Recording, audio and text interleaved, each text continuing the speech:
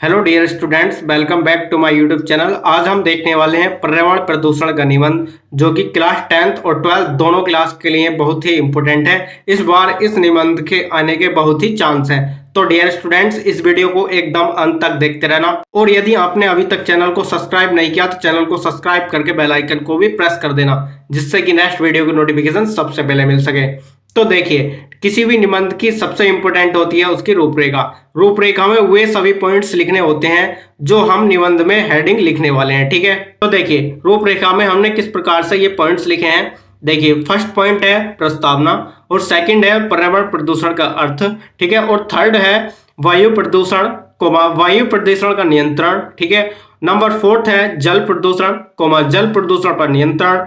Number fifth है ध्वनि प्रदूषण पर नियंत्रण, और लास्ट है इसमें उपसंहार। ठीक है, इस प्रकार से सभी प्रदूषण के हमने नाम लिखे हैं और सभी प्रदूषण के नियंत्रण को भी इसमें लिखा है। तो जितने भी हमने ये रूपरेखा में पॉइंट्स लिखे हैं हम इस निबंध में पढ़ने वाले हैं। तो देखिए, सबसे पहले आपको रूपरेखा से फर्स्ट हेडिंग को कॉपी कर लेना है, प्रस्तावना। ठीक है, और इसमें आगे लिखना है पर्यावरण शब्द का निर्माण दो शब्दों से मिलकर हुआ है। ठीक है, यानी कि जो पर्यावरण शब्द है इस शब्द का निर्माण दो शब्दों से मिलकर हुआ है। ठीक है, परि प्लस आवरण। ठीक है, अब देखिए इनके अर्थ भी अलग अलग हैं। यहाँ पर परि का अर्थ है चारों तरफ से। ठीक है, और आवरण का अर्थ है ढके हुए।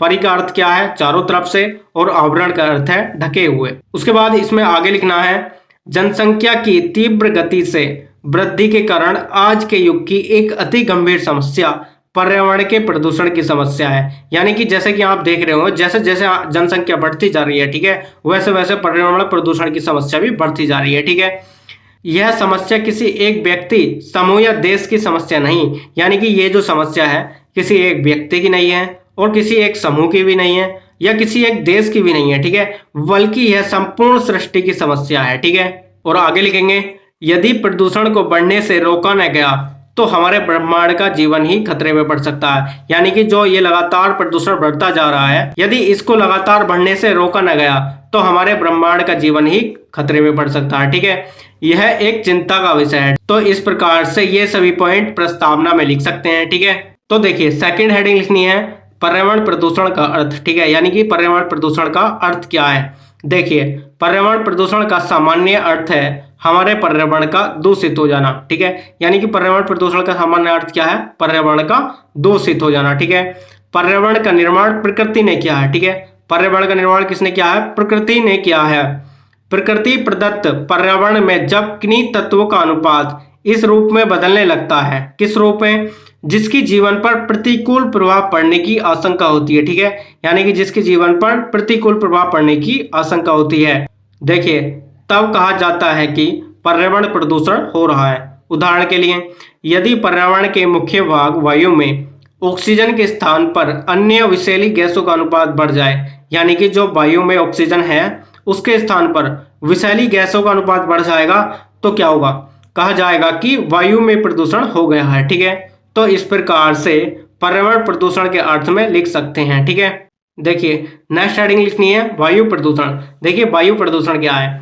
वायुमंडल में विभिन्न प्रकार की गैसें एक विशिष्ट अनुपात में प्रकृति द्वारा प्रदत्त हैं। यानी कि जो वायुमंडल है इसमें बहुत सी गैसें हैं। ठीक है, और प्रकृति द्वारा प्रदत्त हैं, यानी कि प्रकृति के द्वारा हैं। जब इन गैसों का प्राकृतिक अनुपात बिगड़ जाता है, यानी कि वायुमंडल में जो प्रकृति के द्वारा गैसें हैं यदि उनका अनुपात बिगड़ जाता है, देखिए तब हम कह सकते हैं कि वायु प्रदूषित हो गई है। ठीक है, यानी कि तब हम क्या कह सकते हैं? वायु प्रदूषित हो गई है।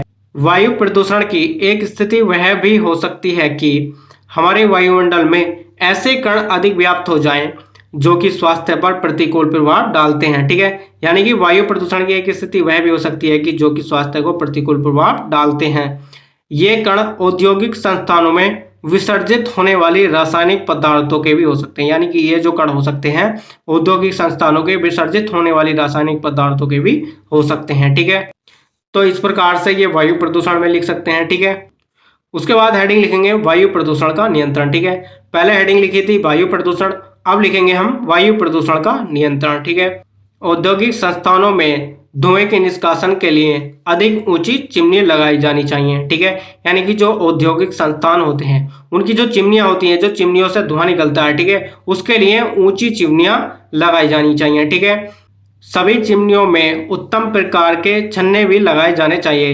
यानी कि जो औद्योगिक संस्थानों की चिमनियां हैं उनकी सभी चिमनियों में उत्तम प्रकार के छन्ने भी लगाए जाने चाहिए, जिससे कि वायु कम प्रदूषित हो। ठीक है, इन छन्नों द्वारा व्यर्थ गैसों में से सभी प्रकार के कण छनकर भीतर ही रह जाएंगे। ठीक है, यानी कि चिमनियों में जो छन्ने लगाए जाएंगे उन छन्नों में सभी प्रकार के कण छनकर भीतर ही रह जाएंगे। ठीक है, इस प्रकार वाहन के द्वारा होने वाले वायु प्रदूषण को नियंत्रित करना अति आवश्यक है। ठीक है, यानी कि जो वाहनों से जो धुआं निकलता है उसको भी नियंत्रित करना अति आवश्यक है। ठीक है, देखिए नेक्स्ट हेडिंग लिखनी है जल प्रदूषण। ठीक है, यानी कि जल प्रदूषण क्या है?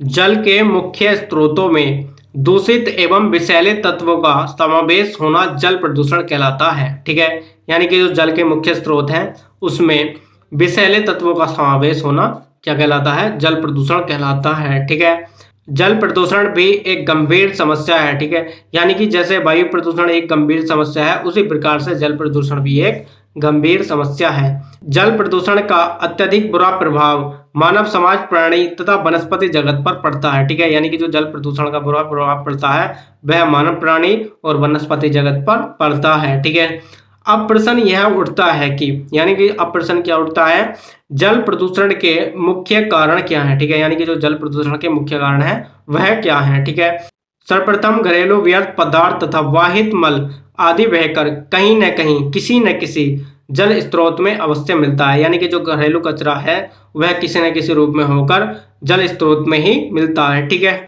आगे लिखेंगे सभी प्रकार के उद्योगों से अनेक प्रकार के व्यर्थ पदार्थ निकलते हैं। ठीक है, यानी कि जो विभिन्न प्रकार के जो उद्योग हैं उनसे अनेक प्रकार के व्यर्थ पदार्थ निकलते हैं जो किसी न किसी रूप में जल में मिल जाते हैं। ठीक है, यानी किसी न किसी रूप में होकर ही जल में मिल जाते हैं।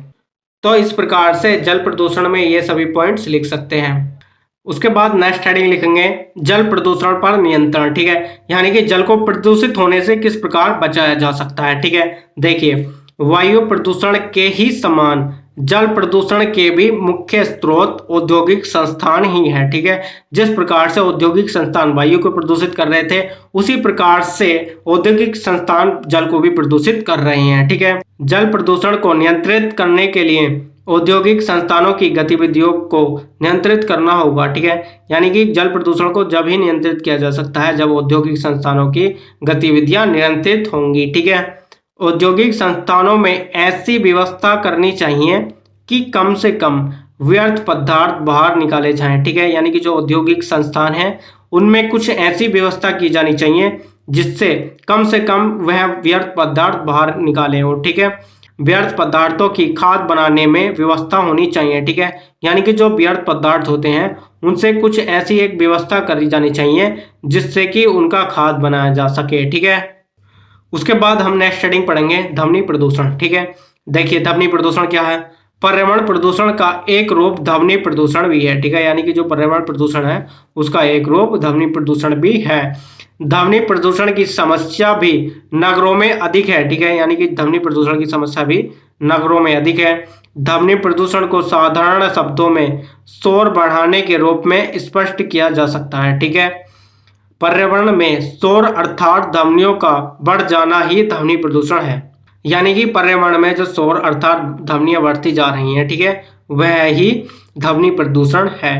कारों, बसों आदि वाहनों के हॉर्न, रेलगाड़ी के चलने की आवाज तथा वायुयानों की आवाज भी शोर ही है। ठीक है, यानी कि जो कार और बसें हैं, ठीक है, उनके जो हॉर्न है और रेलगाड़ियों के चलने की जो आवाज है और वायुयानों के चलने की जो आवाज है, ठीक है, वह सब क्या है? वे शोर ही हैं। ठीक है, उसके बाद हम नेक्स्ट हेडिंग पढ़ेंगे ध्वनि प्रदूषण का नियंत्रण। ठीक है, यानी कि ध्वनि प्रदूषण को किस प्रकार नियंत्रित किया जा सकता है। ठीक है, ध्वनि प्रदूषण को नियंत्रित करने के लिए भी विशेष उपाय किए जाने चाहिए। ठीक है, जहां तक संभव हो वाहनों के हॉर्न न बजाएं। ठीक है, सार्वजनिक रूप से लाउड स्पीकर, टीवी, रेडियो आदि की ध्वनि को नियंत्रित रखा जाना चाहिए। ठीक है, उसके बाद हम लास्ट हेडिंग पढ़ेंगे उपसंहार। ठीक है, यहाँ देखिए उपसंहार में क्या लिखना है? उपयुक्त वर्णन द्वारा स्पष्ट है कि, यानी कि जो हमने ऊपर इसमें वर्णन किया है इससे स्पष्ट हो रहा है कि पर्यावरण प्रदूषण अपने आप में एक गंभीर समस्या है। ठीक है,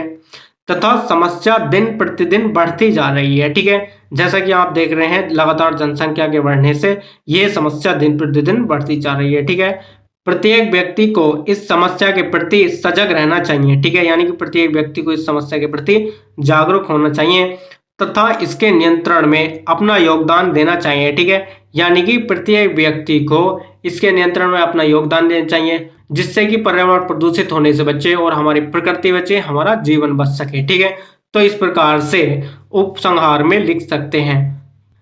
तो इस प्रकार से ये था पर्यावरण प्रदूषण का निबंध।